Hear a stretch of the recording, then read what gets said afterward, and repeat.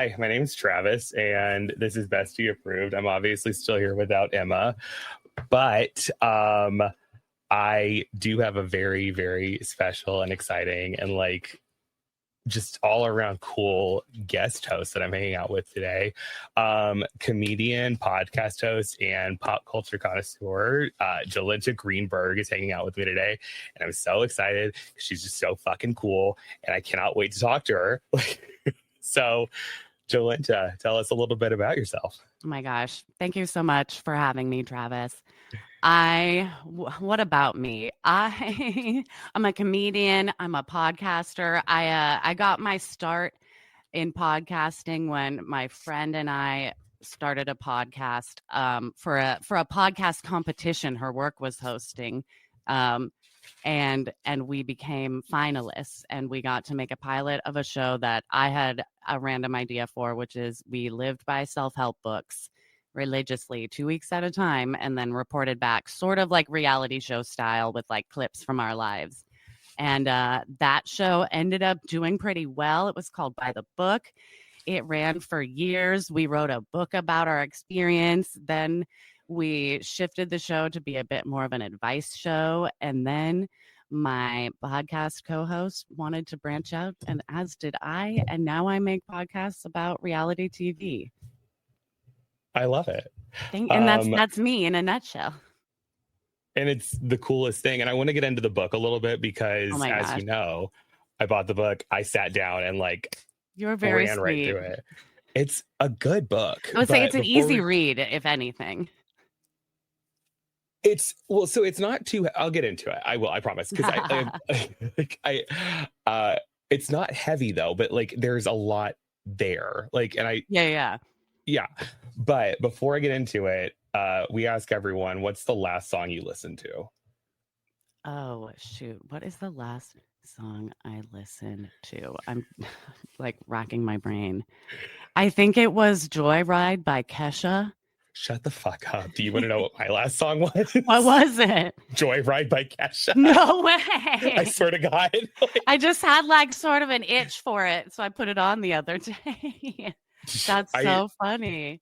I just got my Apple Music replay, and she was my top artist for 4 months in a row, and I was like, that feels correct. Yeah, she's almost always my top artist. God, I love her. I saw her in concert over the summer, and jealous. I never thought I'd be this person, but she comes out and immediately I'm just screaming, crying, throwing up and I was I don't understand what's happening right now. I don't know what it happens. It happens all the time. No, it happens to me too. How was the concert? Was it so good? She puts on a fucking show, man. She's up there. I would say she's a good showman. She's a great singer. Yeah. And I think she really knows where to lean into the fandom of I made it out of this this horrible situation, and I'm in the audience with the lighters up and the tears. I was God, this is cinema. So good. I couldn't get enough of it. But I want to talk about your book for a second. So you wrote a book with your friend Kristen called How to Be Fine, and I bought it. Such a good book. I actually thought when I sat down, it was going to be just a silly, goofy collection of essays, making fun of self-help books. And some of it kind of, we do a little at it, but but it was a lot more than that. And I found a quote from your section from the very beginning of it. That really resonated with me, and I'm just going to tell you, it's okay. I'm always 2 weeks behind. I'm always catching up on life. I'm always just a few beats behind all of life's prescribed normal milestones, getting to them a bit later than everyone else, whether it's getting comfortable leaving my tissues at school, having my first kiss, falling in love, getting a real job. I'm always running behind. And the way that I was she and I are the same person. I locked in immediately because oh, that's so great. I'm glad other people feel that way too. Yeah. I think no one talks about that. So that was really cool. And then your friend Kristen sounds like a perfect angel. And I loved everything about the way you described her, because that's how I talk about like Emma, my co-host, and my best friend Jackie. So I thought that I'm just like, I'm glad that like someone else has people like that. So Right. Yeah. that You're was like really cool. adult friends where you're like, you're the person I can go to for adult questions. Yeah. Yeah. Like how should I repaint my house? Or like Right. Or like, how do who's a I, lawyer I could call? Like, what kind of insurance do I need? yeah. What is Yeah. insurance? Couldn't tell you. No, but Kristen could. Kristen could, and Jackie could. Exactly. But the cool thing I thought about the book, you broke it up between two sections of like, well, more than two, but like it was the primary two were things that worked and things that didn't. Do you Right. still have like one of those concepts that you still use today? I have a few. Yeah. I mean, I still stand by the like if you see someone like swearing by something as like the main cure all or like the one thing you'll need to focus on to get your shit together, like it's always fine if that doesn't vibe with you and that like doesn't move you to be your best you, because those books or those like methods are usually bullshit. When it's like, if you just wake up at this time, or like, if you just meditate for this amount, like the ones that have the like one key, if that doesn't vibe with you, that's very normal. They vibe with a select few and then it'll totally change their lives. But like if it's not vibing with you, it's fine. So that's a key takeaway that I've always stuck with, more on the what doesn't work side, where it's like, Nice. if someone swears meditation is like changed their whole outlook and it's like giving you panic attacks, like then it gives you panic attacks. You're not fucked up. Like it just doesn't work for you. Well, I think that's Yeah. really cool, like to validate that for other people, because I think a lot of people walk away from like, I don't know, like the one you talked about, the girl wash your face, that the girl that, or the woman that wrote that book, Mm-hmm. people like take her word to be gospel, and like I look at that and I'm like, are you sure? Like, Yeah. Like, why? like, yeah, washing your face. I don't know. I wash my face all the time and my life's still a wreck. So Yeah, like is I what it managed is. to brush my teeth and still like feel like a fuck up. So yeah. But you did it, and that's what's Yeah. Thank important. So, you. And like something that pretty much always works, where it's like to get yourself out of a little slump or to stop like ruminating on something, like doing something kind for other people or like giving a little bit if you can, like usually does help. yeah, If you have the resources or the energy, yeah, that's like something that I've found like is generally true. sure. So I like, love yeah. that. So that's like some good advice. But yeah, the good advice is pretty general and it's like be nice to yourself, be nice to other people. Like those things are always usually working. It's, and that's, I think that's the cool thing is like, I think when you get down into it, the self-help industry is like, it's really holding on by a thread, because no one has the answer. And like, it's all pretty general, like when you get down to it. Right. So, Like, yeah, yeah, everything is just a repurposing of something else. The secret was how to win friends and influence people, was like, girl wash your face. Like they're all the same. They're all about like manifest a little bit and like get up early and like regiment your morning. And it's like, yeah, it doesn't always work. we'll see what happens, I guess. Right. And it's also just like now that I feel like so far in the future from when a lot of those books like were huge successes, like we've also seen the downfall of a lot of these self-proclaimed gurus. Like Rachel Hollis's life fell apart. She and her husband had a whole empire about like rise together, and then they split up and like he passed away, like, and things weren't good. And it's like, Yeah, Tony Robbins is a creep, and like they're all just salespeople peddling their spiel. we love a snake oil salesman here. Mm-hmm. Yeah. Have you ever done the We're Not Really Strangers game? No. Pick a number between 1 and 15. 12. Okay.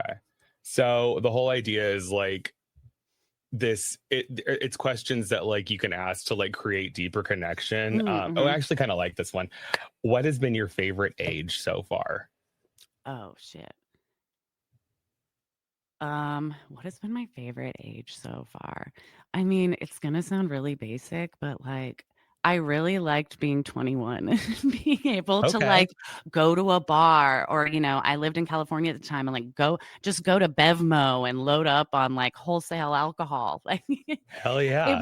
was a very freeing feeling to not be using a fake ID to get into places. And I felt like, the world was mine. I had a driver's license that was real and it could get me alcohol. And I kind of enjoyed how simple, it's a pretty simple pleasure that I was just thought, I owned the world because Fuck yeah. 21 it is. I That's could just perfect. legally buy booze. I love that. I should evaluate my relationship with alcohol. No, it's not the conversation we're gonna have here today because I'll just validate the hell out of it. So, right. I'm keep drinking. It's fine. It's fine. Just whatever. Just none of my business. Spritz and shut up. Before we dive into Reality Roundup, do you have anything on your heart that you want to complain about? Do I have anything I want to complain about on my heart? Yes, this is mine and Emma's favorite thing to do. So I often tell my husband, I need you to partake in my pastimes, my favorite pastimes, which are complaining. So I totally feel you. Right now, I have a lot of complaints for Apple keyboards and them always typing the wrong thing, no matter how many times I confirm I'm touching the right letter on my phone. It just I feel like it just makes up a whole new word. And I fucking hate it. And it makes me feel like I'm losing the ability to speak or spell. And then I'm I don't know who's fucking up. Sometimes I'm am I stroking out or is it just spelling? Is it just writing pretzel instead of people over and over again?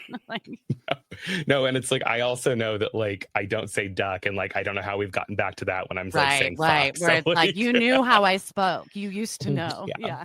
Siri used to get me. Yeah. I have one thing to complain about, and it's these little goddamn smart labels that I bought where I thought I was gonna I was in an episode where I was I'm gonna Marie Kondo my entire life. I'm gonna organize everything. And it's these little stickers that have a QR code on them. Right. And I was gonna say they're scannable, right? Yeah. Yes. And there's an app and it's you scan the QR code and it's you tell it what all's in the box that has the QR code on it. And I did exactly what you were supposed to do with these things. And I organized all of it. It's the most beautiful organization system. And then I closed the boxes, I closed the app, and I didn't think about it for a full year until I knew I needed something for Christmas decorations. So I pull out the app and it says, you have to upgrade to see what's in your boxes. And the way that I took to my email and ripped this company apart. And it's it's $30 a year. So it's not that, but it's the principle of the thing for me. No, it's the there's a paywall to get to your own item information. Yes. That's crazy. And the way that so I email this company and they send me back an email saying, because I said on the website, it says there's not a subscription required. And they said, well, access to the inventory of the boxes is a premium feature. And I was I want you shut down. This is that Black Mirror episode they put out not too long ago with with Rashida Jones about how you have to keep subscribing, keep upping your subscription to have access to being alive. But it's so true though, because it's every time I get into anything, it's Toyota, I think, was the most recent one that was if you want access to literally listen to the radio that's not CarPlay, you must pay a premium. And I'm oh my gosh, in this economy, that's crazy. That's wild. But here we are. Always upselling us, even our labels. It's so annoying. But so this episode couldn't have come at a more exciting time because one Miss Jennifer Shah is getting out of prison on December 10th. So Christmas is coming early. So I'm setting this to release on her release date. Oh my gosh. And it kind of brings the whole thing full circle. So I'm excited. So are you ready to dive in? Yeah, I am. And I just Cool. I'm curious to hear about Jen when she gets out. She was friends with Elizabeth Holmes and then Ghislaine Maxwell got sent to the same place. Yes. What? Well, and they bullied the shit out of Ghislaine Maxwell, I guess. Guess. I know she said she will not be allowed at Shamazing Yoga. Yes. It's and if it's I I get she did really bad things with old people's money. Totally. I get that she ruined lives, but like if her bullying Ghislaine Maxwell is her way to like make up for that, I'll take it. That's fine with me. Yeah, honestly, like, yeah, being mean to a like horrific sex trafficker, go for Please. it. Like, Yeah. And I that's hope one she way to cried. I redeem hope Ghislaine yourself. Maxwell. Yeah. Yeah. But Yeah. God. I hope So she felt so uncool. and she is uncool. Like, I just want to say Yeah. that Ghislaine Maxwell, you're not bestie approved Not at all. cool. Ew, no. But so this it's a 2-part episode, and this first Right. episode could have been entirely its own episode. I love the bait and switch they pull Yes. with it. Yeah.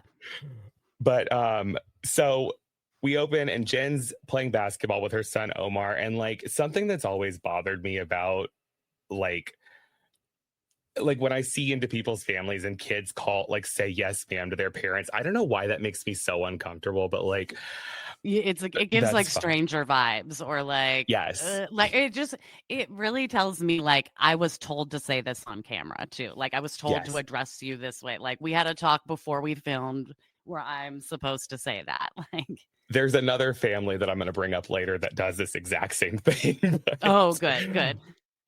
But then so we head over to the Wild Rose Whitney's house, and she decides that it's time to pull their stripper pole out of the living room, and that leads to them both getting onto the pole. And then that was the first moment. Double swirl. Yeah. And that was the first moment where I was like, oh, I kind of see what Whitney sees. Like, I get it. I always say this, that like there is something like some little charming spark about Justin, even though he's kind of old, like a little too much of a dad bod at this point, kind of has like a little piggy nose, but like also there's something like I can tell he's fun. Like he is fun, but like I felt the same way about the dad bod, and then I saw him running around without a shirt on Instagram, and I was like, oh, there it is. There it is. But yeah. We head over to baby gorgeous Lisa's house, and she tries out this like the Meta Quest thing that Henry's playing with, and VR game. And she says she doesn't ever work out, but like she has abs, and like she's I was hot. thinking that I'm like, her body looks insane. She's in workout clothes. Which apparently Mormons like to wear because they don't have to wear their garments under it. So they like go around in workout clothes all day. I think I learned this from Secret Lives of Mormon Wives. It's sort of how you get around like that. Although Lisa dresses up in like outfits that she could never wear. Lisa never wears garments. So that's the other thing too that Emma and I got into recently, where she gets very defensive about being part of the church, but like I've never seen her in an outfit that would support wearing the like temple garments. And never. I don't care. Like I want you to. I think it's weird for a church to tell their parishioners like what to wear. You have to wear weird underwear. Yeah. Yeah. It's Joseph Smith needs to stop. That's just all there is to it. I mean, he was crazy. It's not ideal. No. But we head over to Mary's closet. Mary FaceTimes everyone except for Jenny. Mary's crazy closet. The level of hoarding that's going on there. I was going to say, it's like a 90s hoarding explosion, but because there's so much space, it almost looks organized, or like she gets away with it because there are just so many rooms dedicated to her hoard. Well, that, and like it's all like, I mean, it's millions of dollars worth of clothes. Like it's all so expensive. So it's like, it's designer trash. But I'm like, the level of anxiety that I would get walking through that house, like I wouldn't be able to handle it. I wouldn't want to touch anything. I would, yeah. Also, like I have a running theory. I would need like someone more well-versed in fashion and like fashion lines and when they came out. But my theory is all of her stuff is from like 2008. I feel like it's all from a certain era and a little old. That's what I get from it. I tend to agree with you on that. And like, it's like when Ed Hardy and Christian Audige and all that was really popular, it all feels like it's from that era. Right. I feel like she has a lot of like the neon, like graffiti Louis Vuitton stuff. Yes. Which By the way, Hey. oh, Sorry, my dog's deciding to throw a tantrum that's okay. He's because perfect. it's she has half an hour until her dinner, so she likes to Oh, make it everyone's problem while she waits. Sorry beautiful. about that. No, you're fine. Don't So ever she apologize. just you may have to like edit out a Yelp here or there. We've had several episodes where you can hear Emma's son Jack sitting next to me just talking. The besties love it. It's okay. It's fine. Okay. All right. There is a tantrum dog here. But Okay. Mary Where were we? FaceTimes everyone yeah. except for Jenny to invite them to a cooking class where the dress code is Italian streetwear. Yes. And then Mary starts doing this Italian accent, and I hate when anyone does an accent as a bit. So like bad. It's so bad. And then I guess she doesn't invite Jenny because when they were all at the tubing thing, Jenny screamed, "Shut the fuck up," and that's a type of disrespect. They had words. Yeah. And we get a flashback to that, and we hear Mary say to Jenny, "Get your language right." And I was like, oh, I remember feeling bad for Jenny in this moment. And I shouldn't have ever felt bad for Jenny, but there's that. Was her deal she was a big racist? I can't remember. It was Jenny's or Mary's? No, Jenny, but I think I might be wrong. No, you're 100% right. She right? I was like, didn't she end up like abruptly leaving? Yes. So she did a whole song and dance with like White Lives Matter. Like that was Jenny. Yes. Yes. Yeah. Cause I was like, she was sort of like edited out after a while because she made some faux pas. Yeah. But anyway, so Whitney doesn't answer Mary's FaceTime for the Italian cooking day. So we get a quick look at the novel that she like texted her over the shoulder. And like it doesn't like stay long enough to read it, but like I just know Mary's this person that's constantly sending like lines and lines and lines of text. Right. Oh yeah. Well, I'm like, this is a party invite. Just be like, hey, we're having a cooking class. Dress festive. Here are the deets. Like, but it is pages of words. Yes. And then we head over to Meredith's house, and Meredith desperately needs a manicure, so she invites Jenny over. So for the nail techs to come over to make that happen in our living room. And like the leisure of Meredith Marks's life is just something that like, I don't know if I aspire to it because like I feel like I would get so exhaustively bored. Right? Yeah. Where it's just God, I'm obsessed with her. Throws money at stuff, does whatever she wants. Like, oh, my nails are bad. Let's just have people come to the house and pamper us. Well, and I have a lot of questions about the amount of money. Like, I wonder, like, I know she's got like the Meredith Marks, like she's the boutique, and like I know she's a jewelry designer. Yeah. But Seth worked for Big Lots when they were still around. So like I'm trying to figure out like did she I don't from think money? anyone knows what Seth does, really. Like, yeah. No clue. I don't know. But then Jenny walks in and Meredith's dog Teddy jumps up to say hi, and the reaction felt off to me. And like, because I don't trust people that don't like dogs. Like there's something about it for me. And I'm honestly really glad she was fired after people found out about like that whole White Lives Matter song and dance. So yeah. And like, and then she was on some before all of us. Well, the dog knew, and then she was on some anti-vaxxer bullshit too. Like no. If I ever dig into like Jenny, I fucking hate her. I hate her. But yeah. Anyway, so Meredith tells Jenny that she planned a trip to Vail for her family, and now they can't go. So Meredith conveniently has this empty house for a cast trip. Big house, yeah. And I'll never. What was that song and dance? Why? I don't ever want them to stop the song and dance. I love the song and dance of like making up a reason. Like it's like when Megan King Edmonds was like, "My family's in Ireland, so I want to go to Ireland. I have Irish roots." Yeah. And you're like, I could go up and tap someone on the shoulder, and I'll be related to them. I'm obsessed with that. Yeah. Please don't ever stop that. The weird feats that we are supposed to buy into as to why they're going. And it's always such a stupid reason, and they're like, they'll buy it. Like, I love it and so much. We do. We do. I'm like, you know what? Her family all of a sudden all couldn't go. Now she has a huge house. And Okay. completely disregard the fact that when they show up, it is only marketing for this company that owns the Right, house. yeah, where it's like clearly a sponsor, like a joint sponsored thing with Bravo, NBC Universal for this house. But I'll buy it. I'll buy it every time. Yeah. And like Yep. the more ridiculous the reason, the better, as far as I'm concerned. I love it. But we head over where Heather and Ashley are going to lunch for Heather's niece's birthday. And then we get the obligatory jokes about Mormons not drinking. And we learn like the performative, like, I'm glad that they've like gotten away from that over time, because I'm like, God, it's so annoying. Just I don't care. Just I don't drink or don't drink. I don't care. But like, I don't need to joke about it. Yeah, I know what you mean. The niece and her husband decided to leave the Mormon church because like their faith like started to fall apart. And I'm glad that they're starting to like talk about some of this stuff, because I think that Mormonism is like, and it's not for me to decide whether it is or not, but Mormonism really is looked at very harshly. And I think that people get a bad rap like when they associate with Mormonism. So like talking about like getting out and like what that does to you, I think it like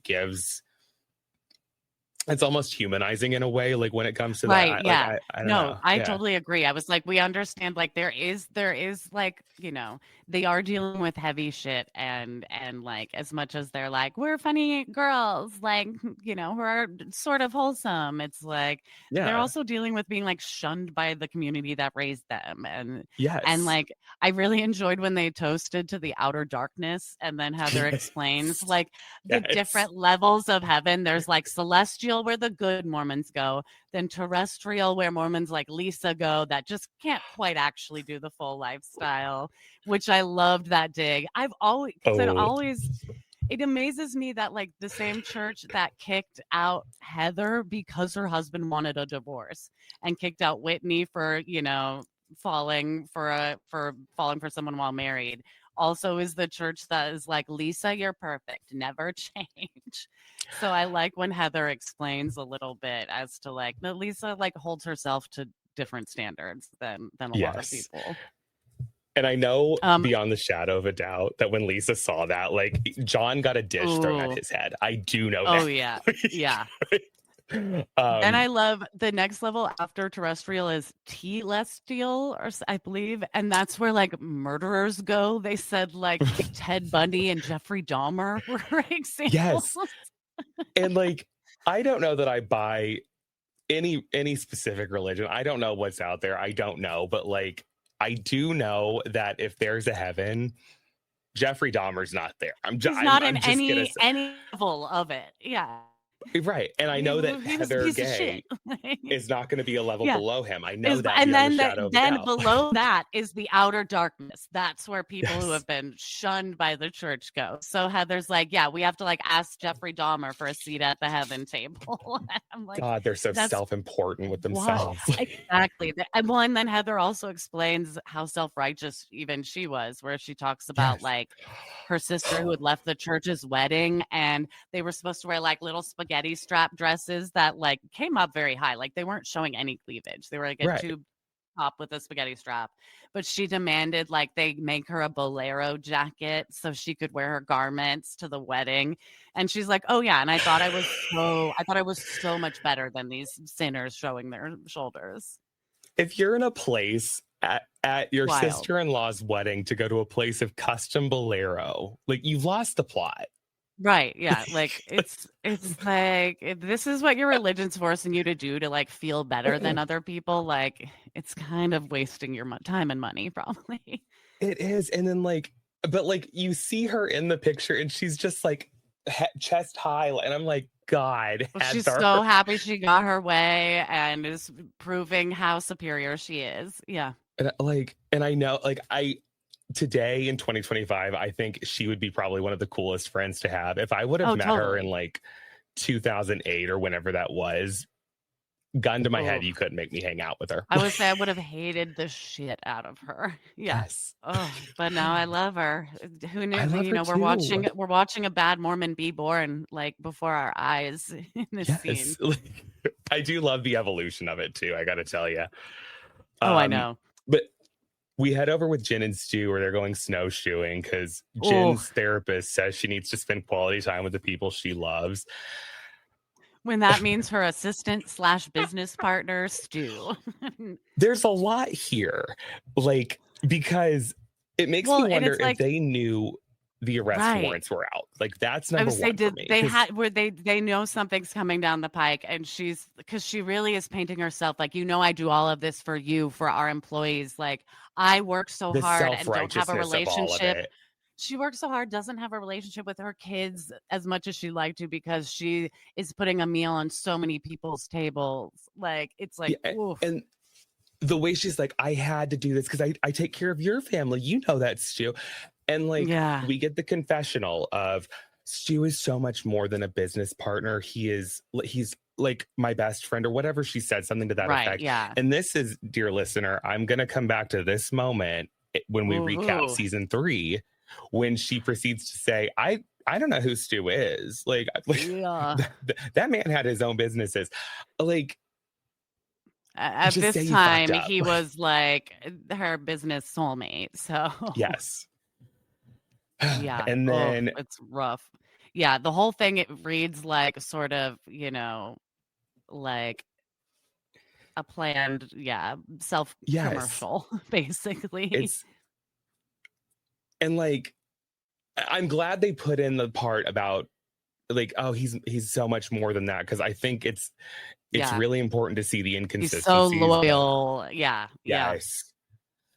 And then it's time for the cooking class. So we head over to the Park City Culinary Institute, and that's getting all set up. And the way Mary interacts with people that are like at her service, like setting up anything, staff. is so wild to me. She's so awkward, and she's always like she's like seems very unsure and sort of like stilted, but is always like sort of teaching a lesson at the same time.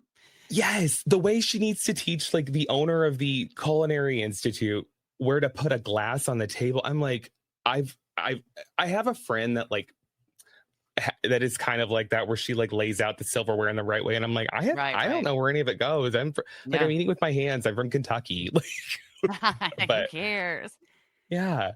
But then Jen rolls up with Stu, and she's on the back of a Vespa wearing an Italian flag as a cape. And then we juxtapose that with Meredith walking in with a leather jacket, like cut out in the back, and like she's serving nothing but cunt. Like, I think she is so hot and like one of the best dressers. And I was gonna say, she looks so good. It's giving like mob wife at Fashion Week. Like, it's very good.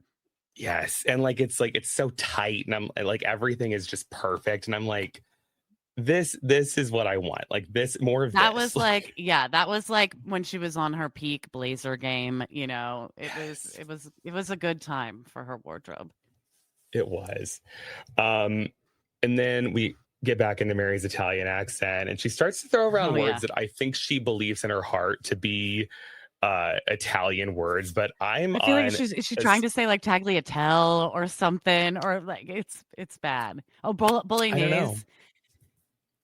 The bolognese and like the scusi, and I'm like, first of all, I'm on a 560-day Duolingo streak with Italian. That's not a word. What you're saying is not a word. She's just making shit up. Yeah, but that, I feel like that's the theme for Mary, honestly. Right. Yeah. I feel like, I mean, once I'm sure you're caught up in real time with Salt Lake as it's been airing. And when her church reopens, she's like, I didn't have a plan. I just wing it when I preach. And I'm like, how do you not have that? But that tracks. That's Mary. That. Yeah. I'm like, of course she didn't have a plan. No. Where she did have a plan, though, was with Whitney, because Whitney's riding with Heather to the lunch, where they find out that they got completely different dress codes. And then we see the invitation that I know she like made one of the people at her church like put together in like Microsoft Publisher. Yeah, I would say like, and not even like, Canva. No. And it's like someone just clip arted or copy and pasted some Google image search results. Yeah, and it's so bad, but I'm like, what's worse is the outfit itself, where it's like, go to Spirit Halloween, find mafia hoe costumes, and, Yeah. and that was so mean. Like, It was, yeah. She gave everyone uh, like streetwear pictures of like cool, chic Italian people, and then gave Whitney like Halloween store mafia dumb slut costumes. And yes, luckily, Whitney wore just sort of a nice, like kind of oversized suit. And I like that she and Heather compare notes in the car and she figures it out before it's like sprung on her. And she's like, well, that's not nice. Like, that my heart always breaks for poor Whitney. I. I feel the same way because I'm like, I don't think Whitney has a bad bone in her body. Like, even when she No. was doing the whole healing journey thing, like, I Yeah. couldn't stay mad at her because I'm No. like, I believe it all comes from a very I real was and gonna genuine say she place. Yeah. always means well, and she's always being like her authentic self, and so her authentic Yes. self is messy, but that's not like it's not messy aggressive or like messy to fuck with Oh, you. Like she's just messy. it's messy. And then for Mary to like just go so out of her way to be so childish and mean, I'm like, Yeah, oh, like high you're, school prank. Yeah. yeah. But then we get a cutaway to Jenny making homemade yogurt with her little angel kids. And this is what I was going Oh, to they're bring so up sweet. later. Yeah. They are so sweet. They were coached to act like that. No kid comes into a scene and goes, I would love to make yogurt with you, Ma. I don't Can we want to, I don't want to please? hang out. Like, yeah, No. but, but they're we get a good confessional kids. talking. They're great kids. I don't like the mom though. No, I was gonna say But too bad about their mom, but like they're little sweeties. They did a good scene for their mom. they did good. And then we get a confessional where Jenny's talking about Mary being so elegant on the outside, but being shitty on the inside. And I wanted to think about that statement as she's rereading her January 6th and Black Lives Matter tweets. Like, I really want her to like take that in. Yeah, yeah. Let's think about that. Yeah. Kind of, kind Uh, of applies to you too, girl. yeah. And then we get back to the Um, cooking class. Okay. yeah. Are we gonna I just love that like we have been set up to think that this is the like climactic event is like Mary and Whitney coming to a head at this class and Mary's upset because Whitney didn't answer 4 calls in a row where it's like if she's not available a minute ago, she's still not going to be available. And she and you didn't know Mary's return that the person call, that's and like, that's why. Oh yeah, she didn't yeah, return the like call, 9 so times in that's a why row. she gets pranked. And so like and we think that this is an episode title is about like I was driving carpool, and that's Whitney's excuse for why she couldn't answer. And I just love that they set us up to be like, all right, this is the fight we're here for. Yeah. This is the main event. And it could have been. That's the great thing about this show is it really could have been. I mean, we But got some great lines from Mary that like I still say, like I call my dog like little girl all the I time. we got Like, little girl out of this. Like, yeah. oh my God. But so they're like this whole lunch is chaos. And like I can't Right. imagine what it's like to work in any of these restaurants that like Oh these my these God. The things are poor like person trying to no, teach them something. Like, no. trying to teach them something or trying to like serve them wine or whatever the case may be. But Yeah. like we so they're fighting. We get the little girl moment. Whitney is blasted to hell and back. She is wasted and she's like Yeah. crying and like She just like gets up and sobs when she yes. leaves the And she's like, table. Mary, I love you. And like I think it's coming from a real place, but like Oh yeah. Mary looks at Whitney and goes, then act like it. And I was like, this is how she talks to people at her church. I know that to Oh be the yeah. truth. Yeah. Yeah. That's I bet. Yeah, 100%. That comes very naturally to her at this point. Oh yeah. But then Yeah. Meredith pulls Whitney aside, and then we get like Yeah. the whole rundown of like the insane text. And then Meredith decides that this is the right time to bring up the Cameron situation from the Fresh Wolf from Watch. the Fresh Wolf, yeah, and I believe they had already talked a little bit about like because Lisa didn't invite everyone to the Fresh Wolf event, and like some people are upset. I don't think Mary or Jen Shah were invited or something. No, right. And but then Lisa apparently invited a guy named Cameron who was a member of Mary's church who says like basically be careful, good luck dealing with her. Right. And Meredith And was unsettled. And I'll buy that because like what I have to believe is happening and like what we're kind of getting confirmation in real time of is like there are talks in Salt Lake City about like this is a cult, like this church where this woman married her step grandfather. It is a cult. And you hear rumblings of that, but you're like, no, I've met Mary. She seems wonderful. And then you can kind of like explain it all away with like, well, maybe she was brainwashed. Maybe this, maybe that, like whatever. Like she was taken away at 18 by her step grandpa and bought a bunch of stuff, in my opinion, in around 2008 that like won her over, brainwashed her, but like still probably taking advantage of people. So like 100%. But then you get like the story from Cameron about, I mortgaged my house and I gave them $30,000. Right. Like it's not great. None of it turns out to be like great. Cameron seems to basically says like, you know, they suck people dry, like financially. Yeah. And Whitney says she's friends with one of Mary's cousins, who he has also said like be careful and just like never make her mad. Right. And that's where we start to get into Mary's church believes that she is God. Right. And then we get a cutaway to the picture of Mama Cosby, the mama with Jesus. painting or picture up in the church, with Jesus. And that and like Whitney it's such a good picture. I want it in my house so bad. It's like they're just chilling together and someone was like, guys, smile. And they do, because you're with Jesus. Jesus Christ. But like, that's another one of those things where religion is just a wild concept to me. It's like looking at that, I'm like, people look at that and they're like, yeah, that feels right. Like, that's true. Like, that is true. Yeah. And like Whitney explains, like they think she speaks directly to Jesus. Like they say like Jesus speaks through her. So like they think they're talking to God. Yes. And they head back to the table where Mary has now become the victim and she's like crying and it's the whole thing. And she like looks at Meredith and she's like, you didn't listen to my side. And Meredith is someone I will tell you right now that I want around when I'm in a fight, because like the calming energy that was like, I tried to talk to you. You weren't interested, and that's okay. God damn. You're like, shit. Oh, that shut me down. Like, yeah. But so then we start to get the shots of everyone getting ready for the trip. Right. Meredith calls Heather while she's trying on a candy bra, and we find out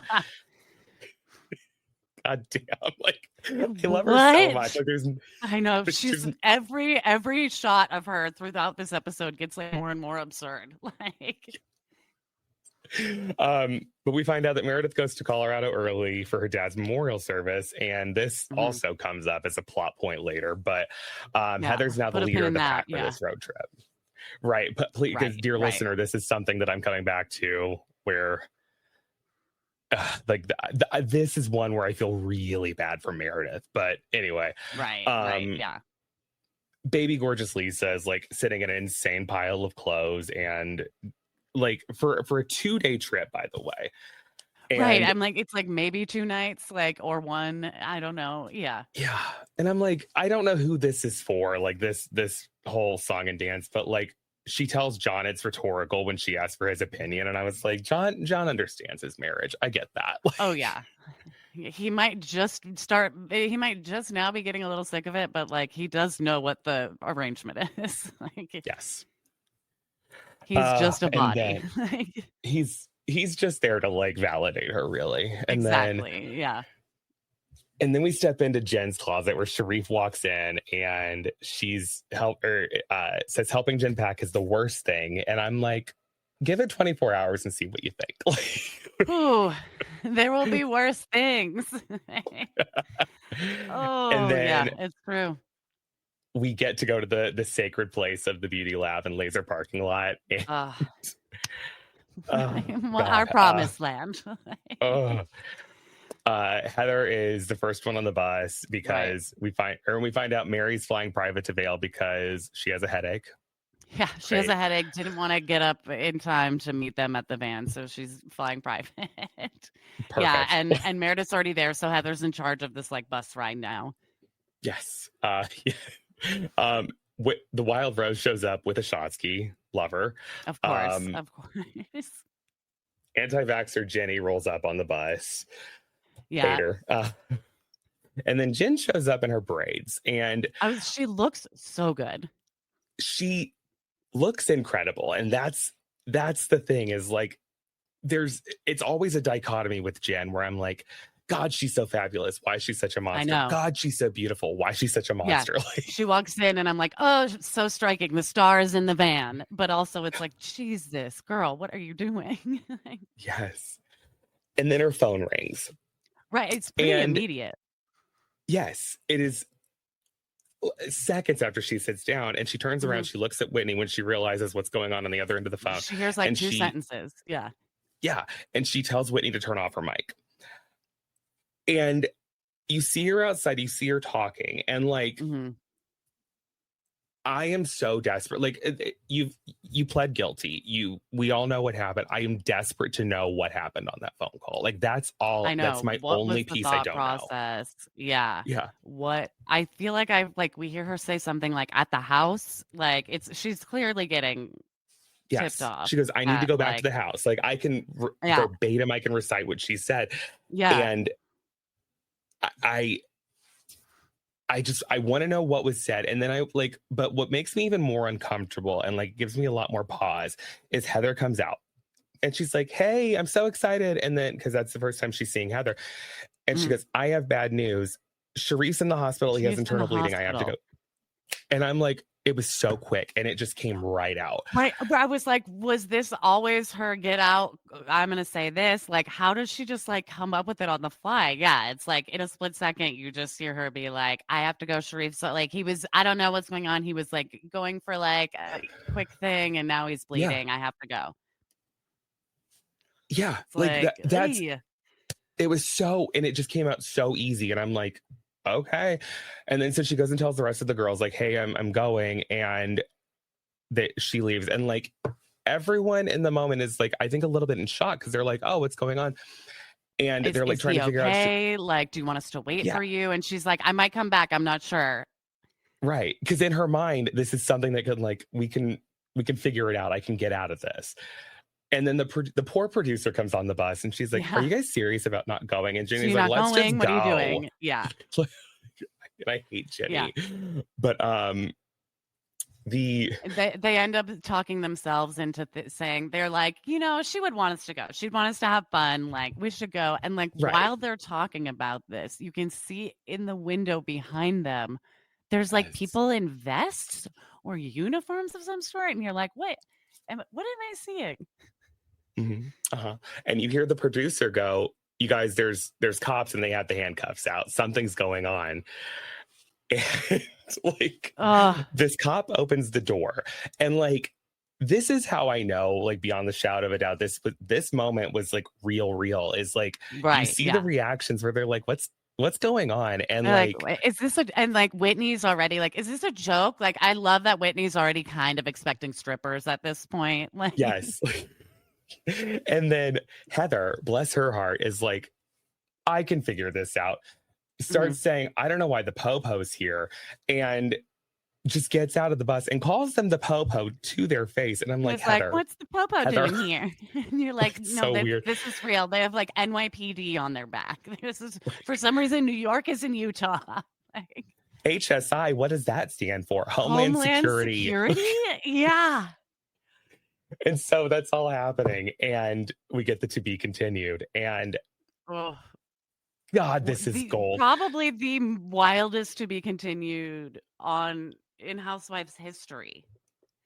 Yes, 100%. I can't think of one more shocking. And it's like, even, when it first aired, like we knew it was coming. Like there had been talk about, they had cameras up when she got arrested. And it's like, but seeing it pan out, it is just so wild every time. Seeing it pan out and also seeing like the footage that was behind the scenes that no one was supposed to see, where they're like getting set up and everything. I'm like, I love this. When they make it clear, like, we're letting you in on this. It's so satisfying.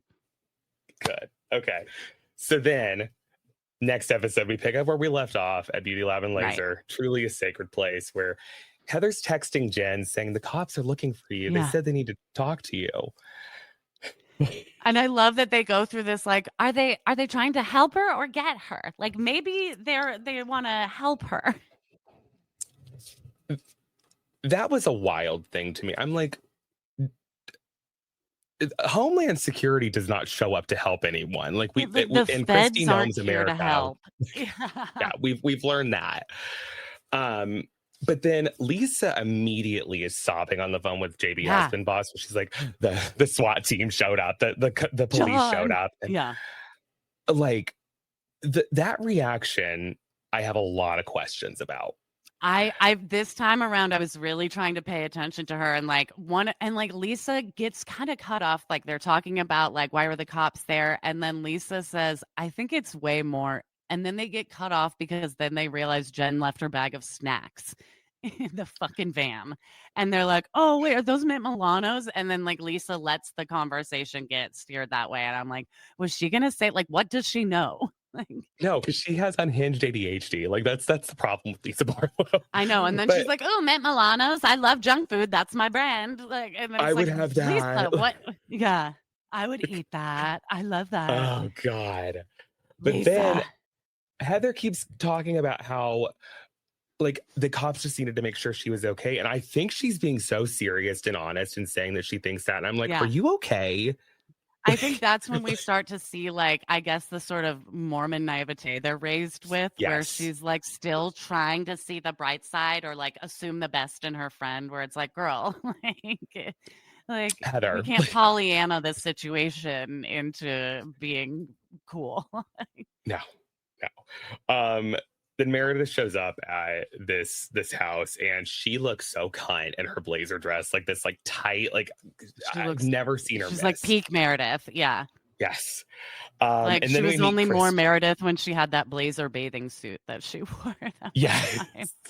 Yes.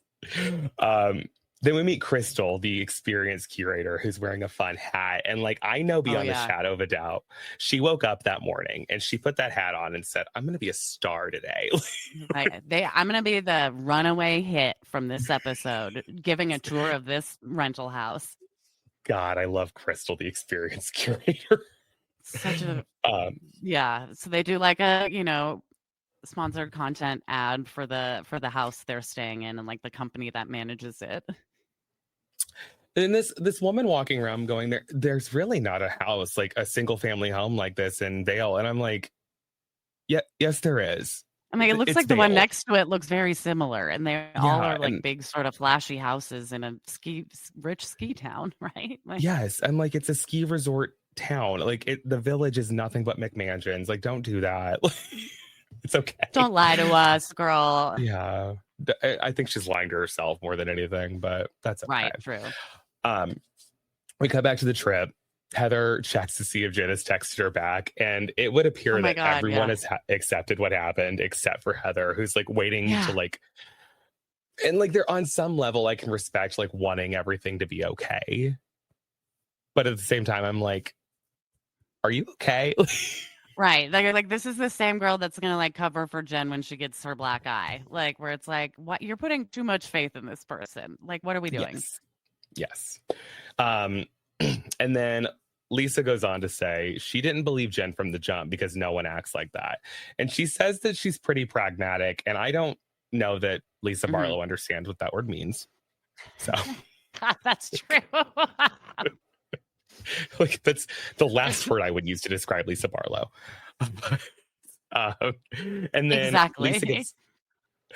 Lisa gets back on the phone with JB husband boss and says, and this is where like I did the same thing you did, where I paid really close attention, like after like some recent stuff has come out. But she's like, Tony K and Ryan, two of the 6 lawyers, told her not to talk to any law enforcement without them there. And then she covers her mouth and does I think Meredith might know something.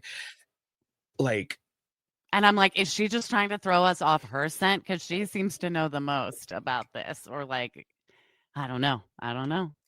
Right.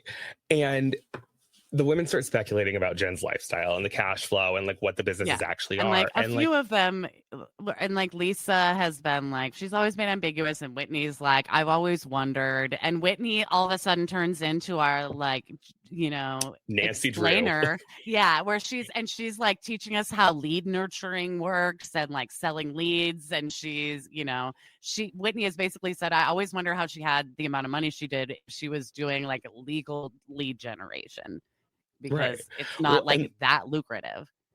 No, it's not at all. But like the funniest thing in this moment was Whitney going, how does she get her money? Like I thought everything that comes out of her mouth is comedy gold sweet. to me. She's so sweet. I love her so much.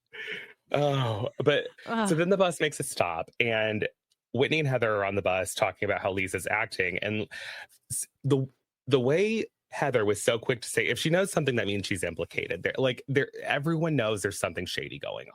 Like everyone knows it. Yeah. And they're not saying it. I want them to dig into this. I feel like someday something's gonna come out about all of it, but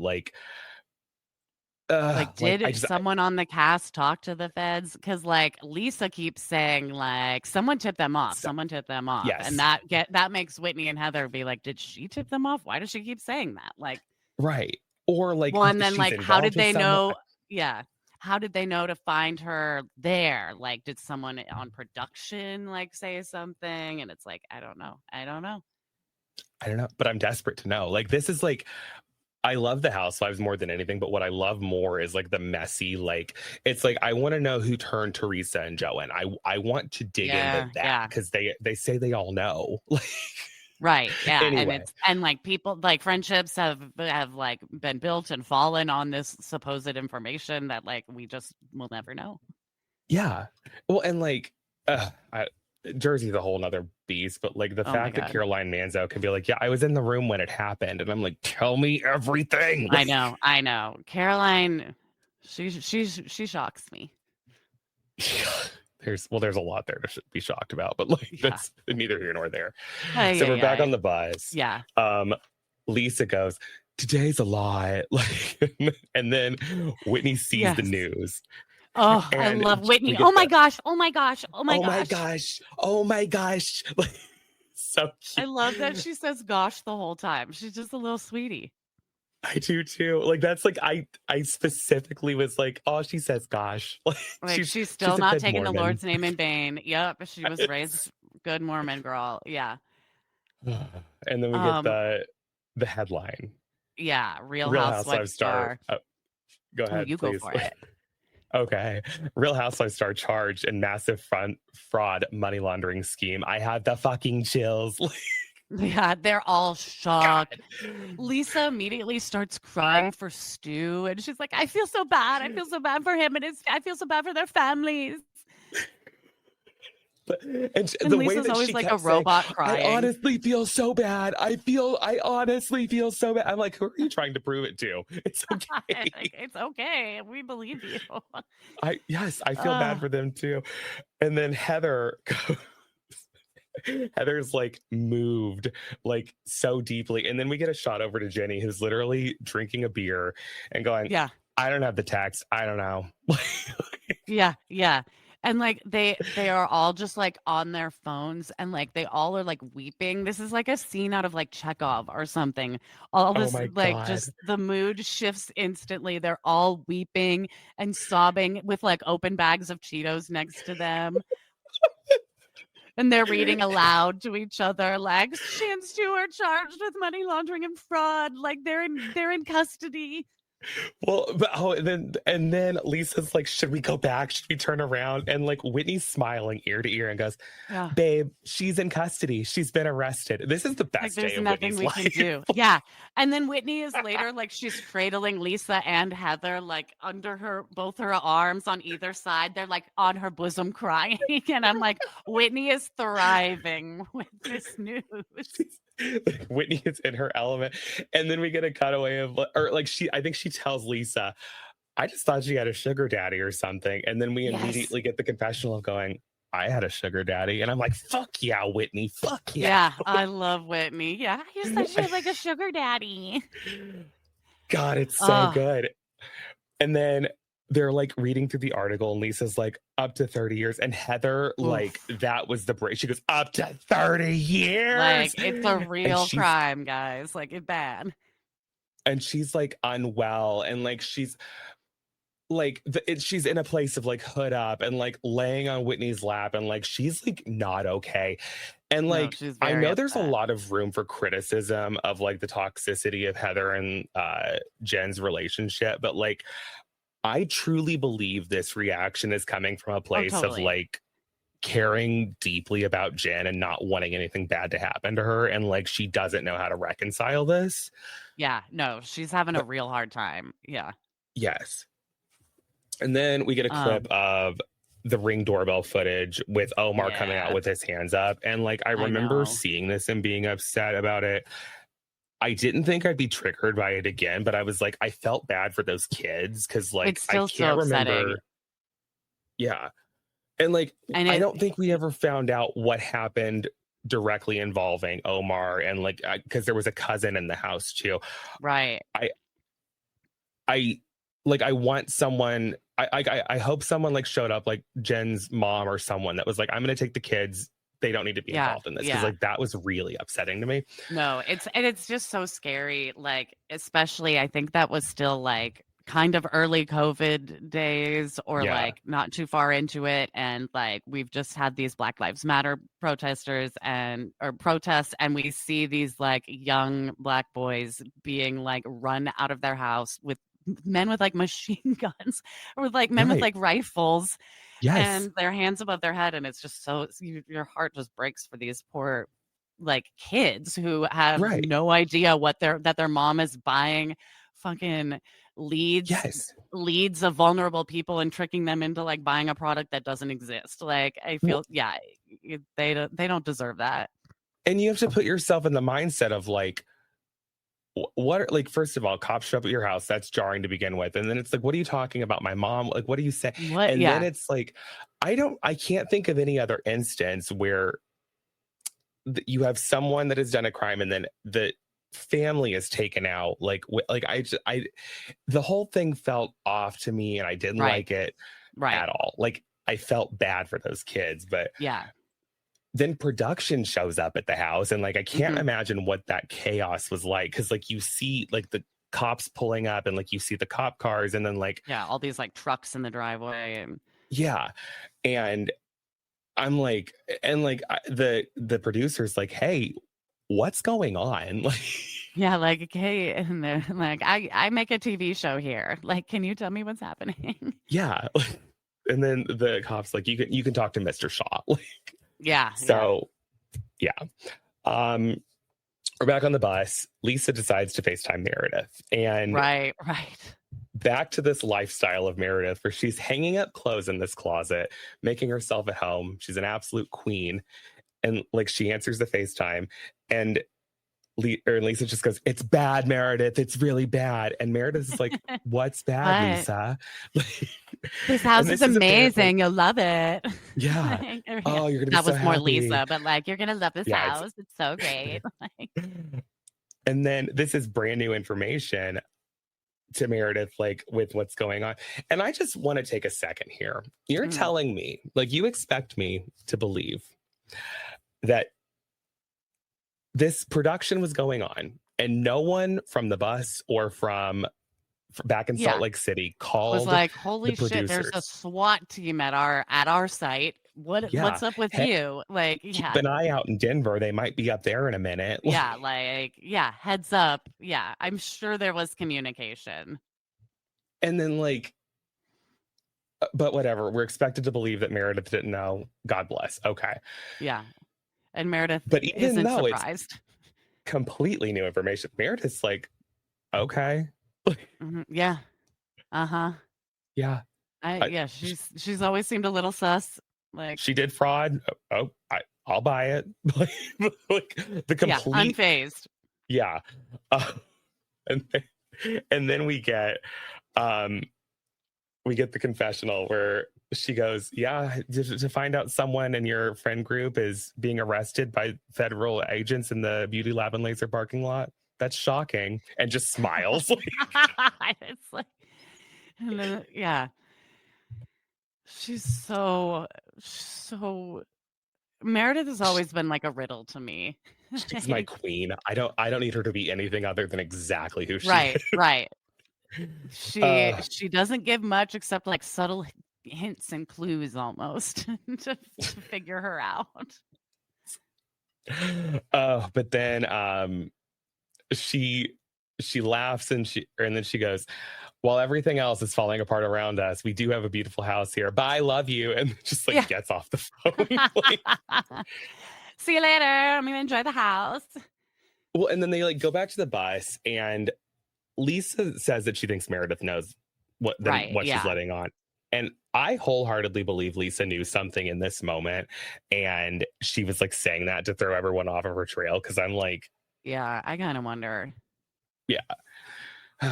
But then they get the news that Jen was let out like while she's waiting for trial. And they start getting into the concept of, wait, hang on. Oh, I skipped a stop in my notes. Okay. So they they find out she's released. And then they start getting into the concept of like money and like what's going on. And Whitney explains that you can dump cash into a startup for 5 years and claim losses up to $1 million. Right. And this is a fun tax strategy that I've seen several times during my time working in finance. And really? oh yeah, this is like people love to claim a loss like when they have a ton of money. But I know this is something Whitney and Justin did because you don't just know about this. So I'm like, Whitney knows about this because she's done it, right? 100%. Yeah, but yeah, she's like, you can claim a loss for like 5 years. So you can just pour whatever money you want in and claim its capital. And like, you're good to go. And the 5 years is an interesting number that she threw out there because I'm like, oh, you know about where they start to track it, where they start auditing. That's interesting to me. Anyway, then Jenny's going, well, that's capital. That's capital. And I was like, shut up. I hate you. Shut up. Stop it. Stop talking.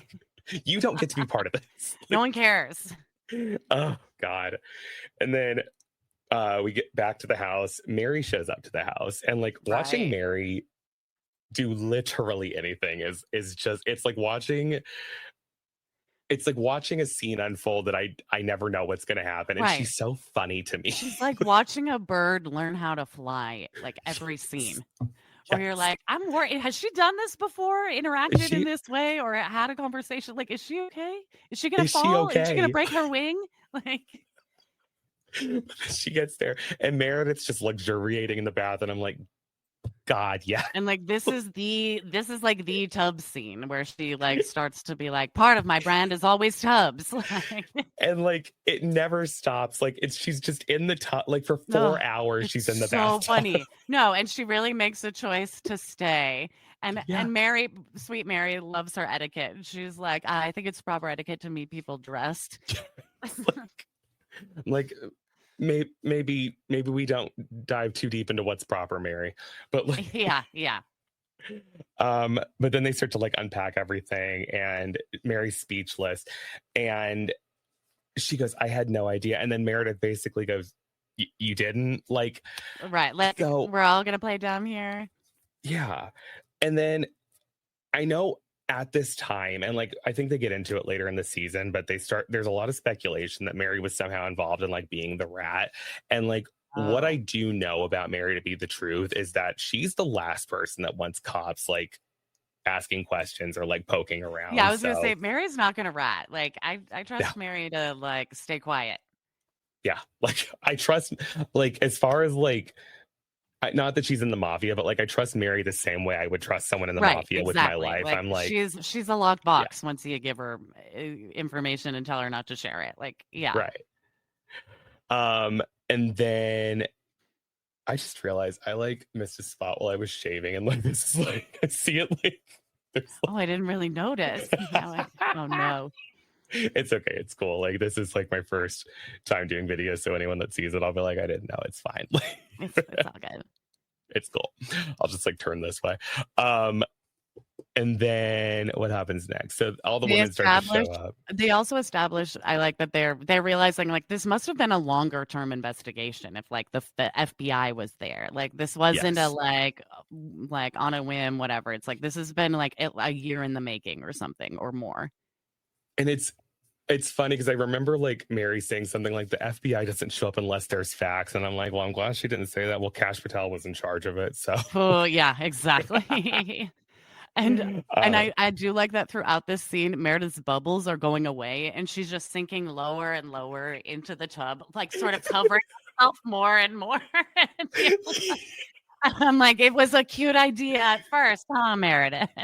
it was And then they're like, "Well, I'm gonna go get changed. I'm gonna go get dressed. And like, you go get your room, Mary, and like, I'll get dressed for when the other ladies come." But instead of getting dressed, they cut to Meredith pouring more bubbles into the bath and refilling it. Where I'm like, "Oh, she wants to be in the tub for their arrival too. This is like a stunt that she thinks is adorable or something." let me explain something to you in no uncertain terms. If I show Mhm. up, I want Meredith in a bathtub. That's what Yeah. I want. Like I need that. Right. She was like, "I liked this entrance. Let's do it again." I loved Yes. her commitment to the bit. And it's So then, of good. course, the ladies come and also find her in the tub, just like Right. with Mary. God, I love it. Ugh. And she was in there for hours and it never got old. Like Yeah, and she then was, anyway. she was a little prune, but like she didn't Oh, care 100%. because she is now being in a tub is part of her brand. So, everyone knows baths are my thing. Well, now we do. Yeah. Now you can't give her a room without a fucking tub in it. No. Um, so we get clips of everyone calling their respective husbands, Right, and yeah. we find out John Barlow tries to reach out to Sharif and never heard anything back. And I'm like, Mhm. obviously, you never heard anything back.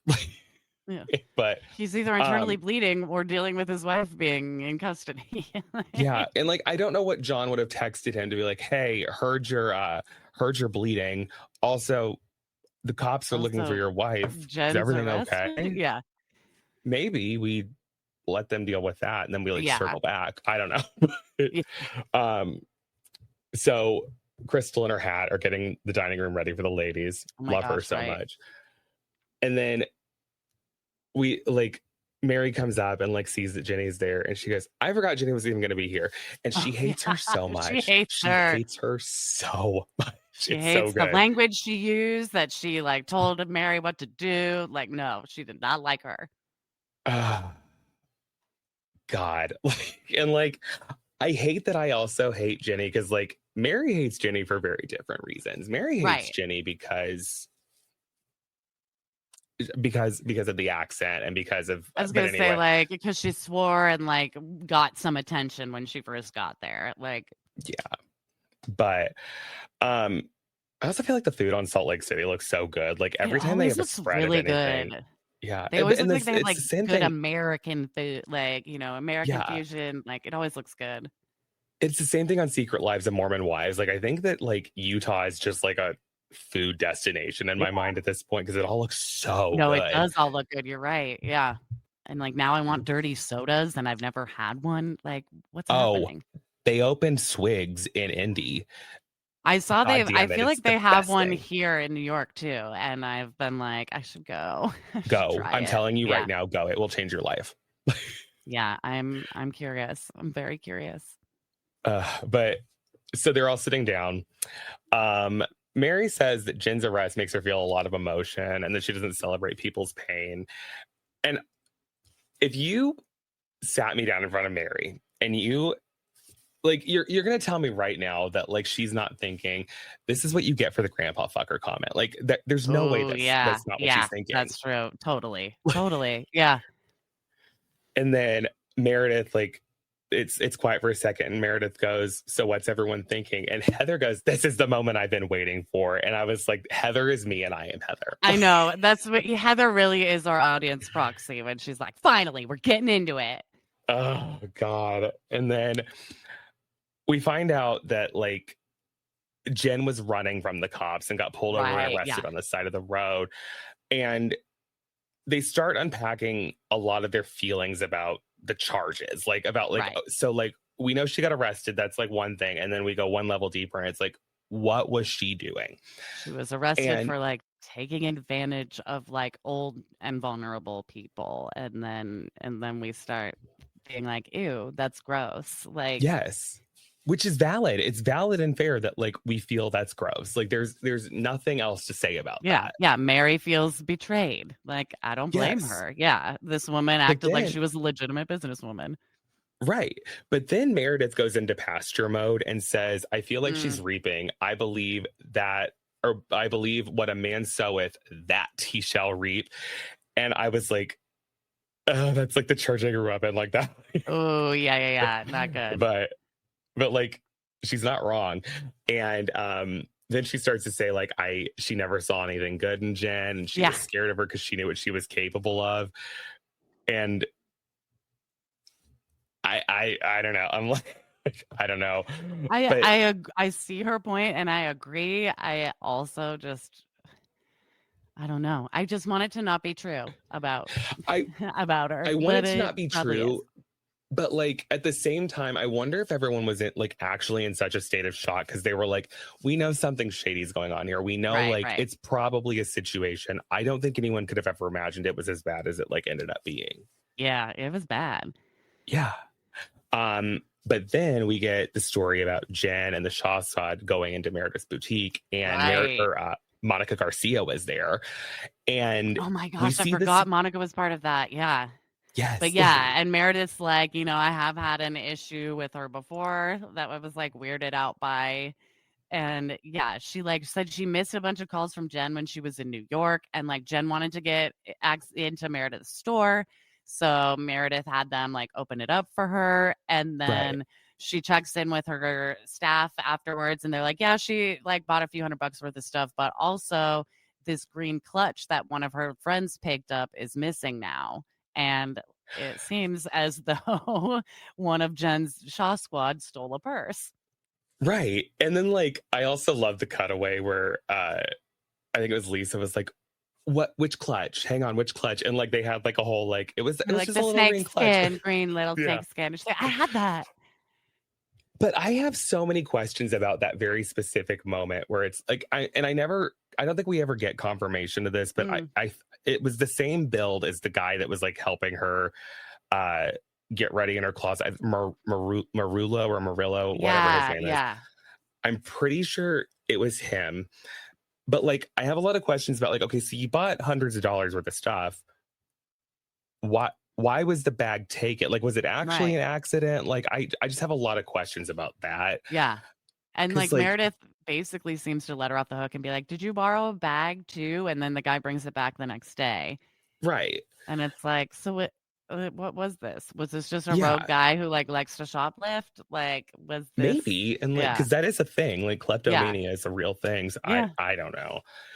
But then we find out that Jen's red flagged in the system at Louis Vuitton because she pays in cash. And I asked one of my friends that works at Louis Vuitton if this is a real thing. And she was like, it is so rare that we have to do it, but there are like very specific cases in which it happens. So like I was like, oh, I thought Meredith was just talking out of her ass, but like that's like that's no, wild. like if you make a lot of big purchases in all cash, people do get a little suspicious. Well, it's the big cash purchases and then it's returning them. That's the big red flag. Very interesting. Yeah. Yes. And then Lisa says that being red flagged at Louis Vuitton would be far worse than the feds showing up at her door. Like, please, girl. No, it would not. Okay, Lisa. Let's be real. I'm like this thing that you need to do. Like, okay, whatever you say. Yeah, she's like just eating Wendy's and shopping at Louis Vuitton. Damn it. Anyway, yeah, that I you know what? Like, I'm not going to attack Baby Gorgeous right now, but like, yes, that's her entire shtick is the Wendy's and then like having money, like right, yeah, God bless, and like having a perfect family that she doesn't really share. And it's I find her boring. I'm not a Baby Gorgeous stan the way some people are. The way I go back and forth so hard with her because I'm like, she's entertaining, but I don't love her. Yeah, she's hysterically entertaining, but I'm like, there are times where I'm like, why are you like this? Like, you need to be talked to. Yeah. Anyway. Yeah. I don't know, man. Well, and then Heather says she has a story about Jen being sketchy, that the Uber story Yes. where she's like, she was at my place and I got her an Uber home and I went to check to see if she made it home, and she like stopped the ride and got out at like an intersection like a few blocks away or something after like 5 minutes. I have a lot of questions about this. And then Lisa wanted to know about it because she was like, well, I wanted to know what day, because I wanna ask someone if she was with them. And I'm like, does Lisa think that Jen Shah was with like the guy she was rumored to like give head for jazz tickets for or something, or like they have like a shared sugar daddy? Like, I want to know why Lisa wanted to know what night. What makes me even more angry, because Lisa does this on a very consistent basis where I'm going to let you know that I might know something, and then I'm not going to tell you Yeah. anything. And then And it back off makes too me much. so furious. Yeah. Oh, it's so annoying. But I also want, why didn't Jen use her own Uber app? Like, that's something that like no Right. one has ever been able to explain. Is like, Was she really drunk? Was that like, that's the only time someone's like gotten an Uber for me like that. Like, but like you would think if she was that wasted, like I would think that Heather would be like, just spend the night here, babe. Like, yeah, who knows? That story feels off to me. Like, Right. I don't It's know. just a that story left me with like more questions than I think Heather thought that we would have.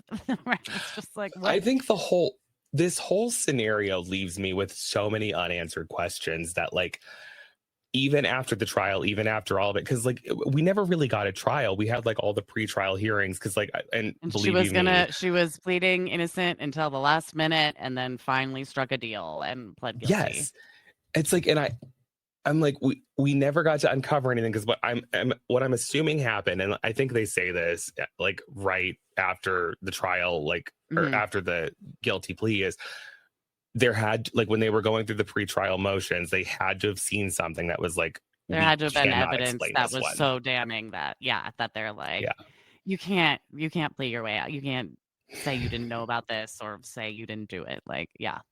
right.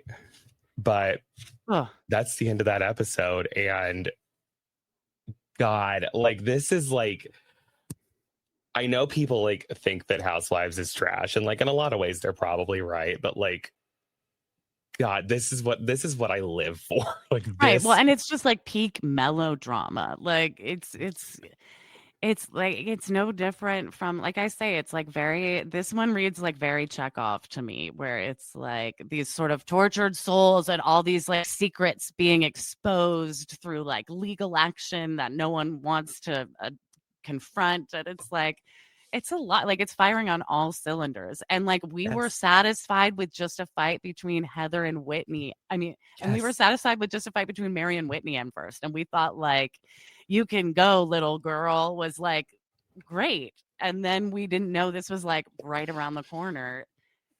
Just like, and again, we love the moments that are like, they're so real that like well, obviously this wasn't scripted, or like nothing was fake about like producers being surprised by this, and just everyone, I mean, even Jen being surprised by it. Like, it's just so satisfying.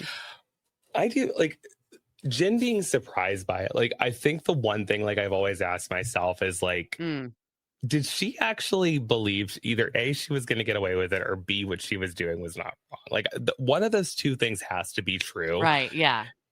And I want to know which one it was. Because, like, either one of them, you're just like, you're not smart, or you were a sociopath. Like, I tend to lean towards sociopath, and I wonder, okay. I was like, I feel like, I wonder if she had it set up in her mind that in a way that like Stu would take the fall for everything illegal.